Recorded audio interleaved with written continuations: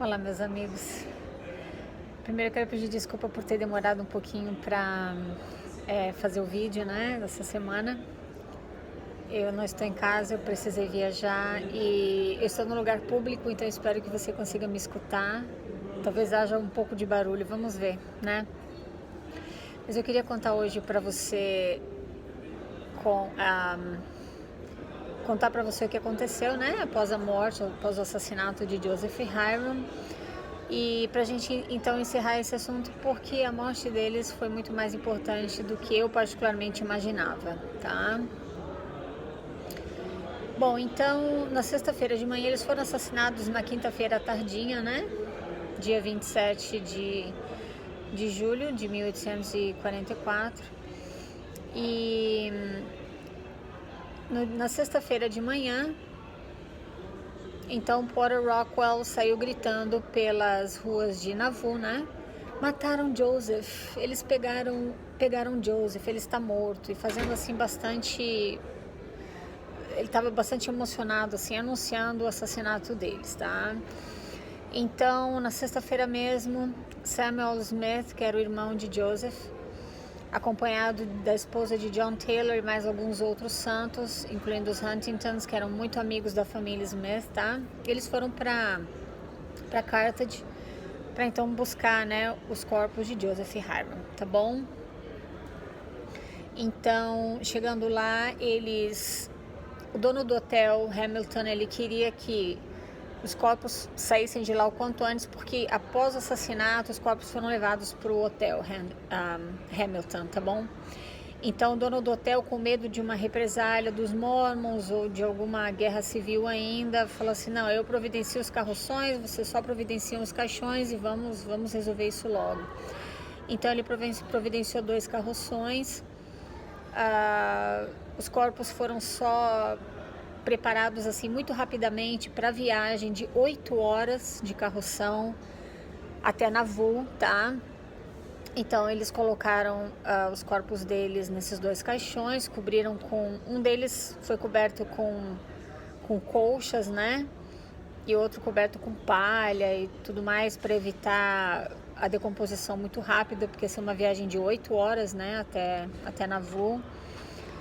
Quando eles chegaram então na cidade, os santos estavam pelas ruas, muito alvoroçados, muito assim desesperados, né? E eles queriam ver o corpo do profeta e também do irmão dele, tá? Eles foram então levados, eu fiz umas anotações aqui para não esquecer, tá? Eles foram levados então para Nauvoo Mansion, aquele hotel, né, em que Joseph e Emma moravam com os filhos. As outras esposas de Joseph não moravam na mesma casa, tá? A gente já falou sobre isso antes. Então, os corpos foram levados para lá, foram colocados dentro de uma sala de jantar na mansão, tá?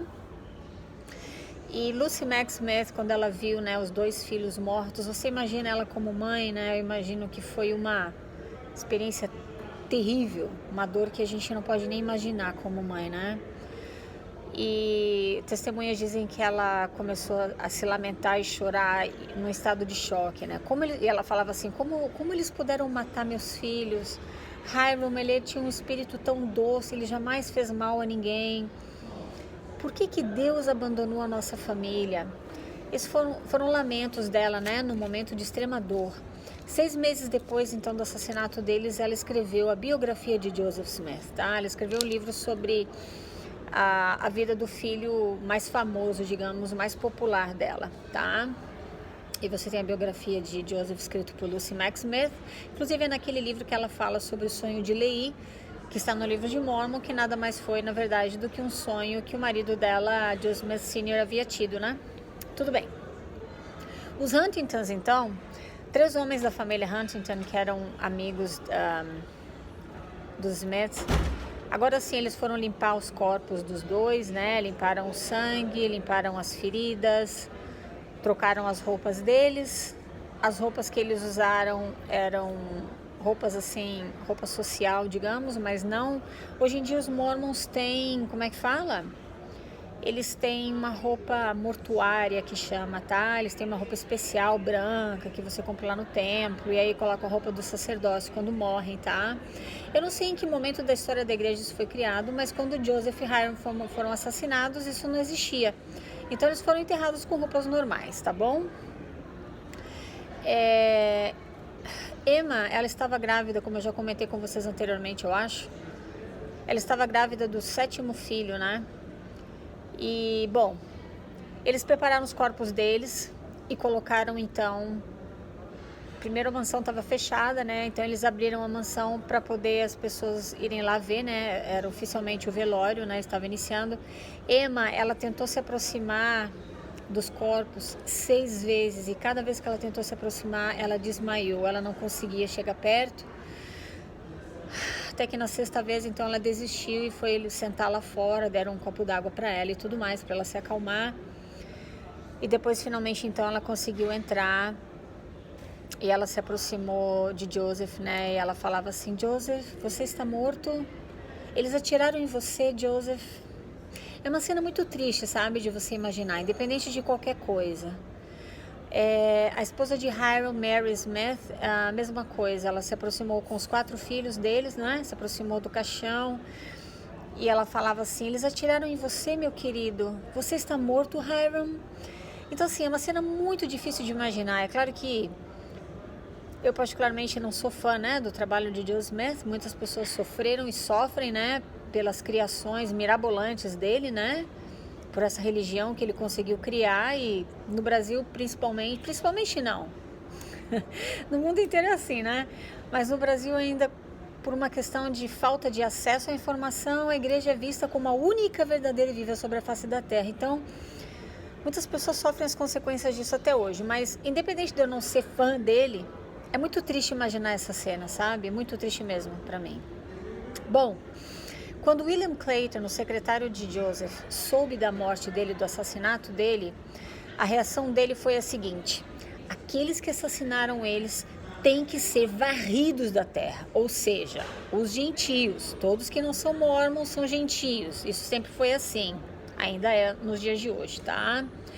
Wilford Woodruff, deixa eu falar de novo.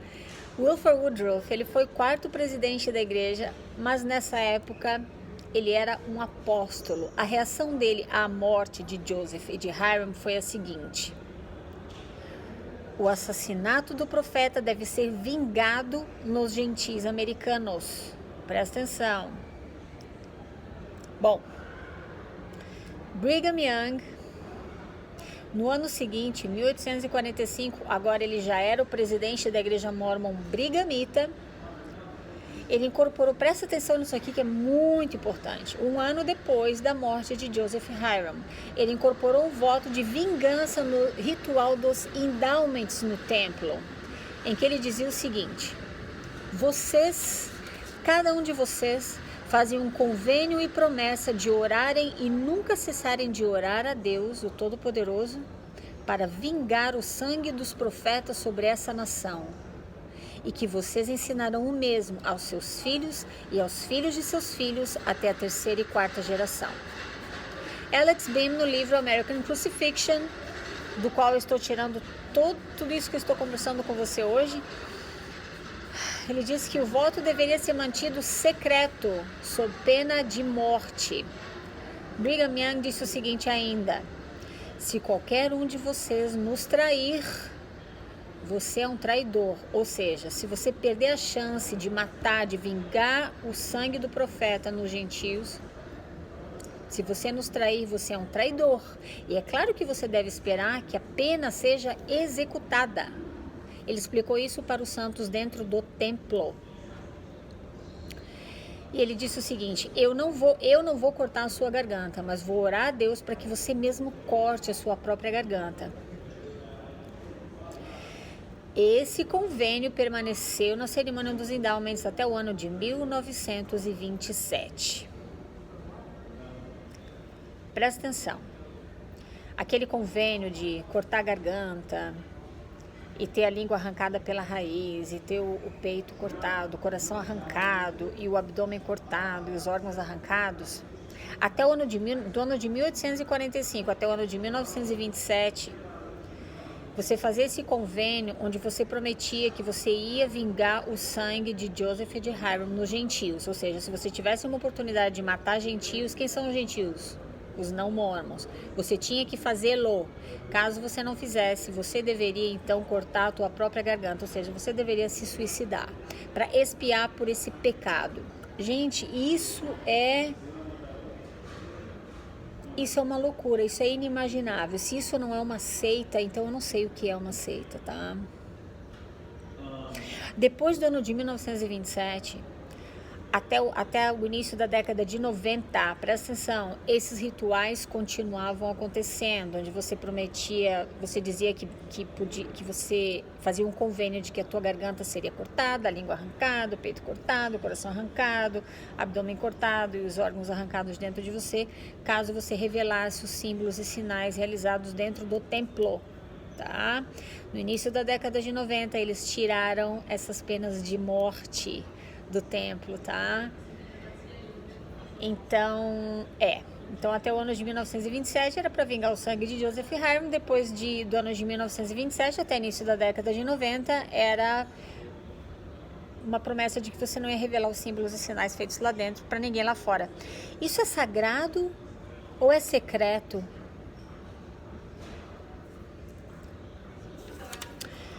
Então tá.